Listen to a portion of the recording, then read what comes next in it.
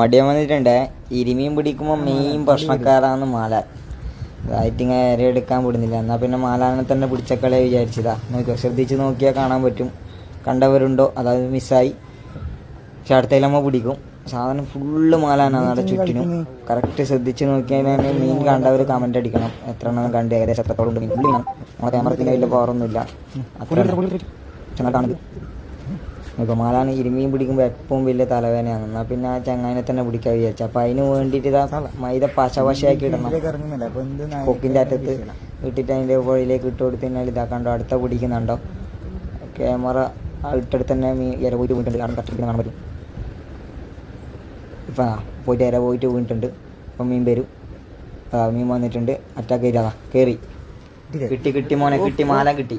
ഇതേപോലെ വീഡിയോ ഓഫാക്കി വന്നിട്ട് വായിച്ചിട്ട് ഇങ്ങനെ ഒരുമാതിരി കളിക്കുന്നുണ്ടോ.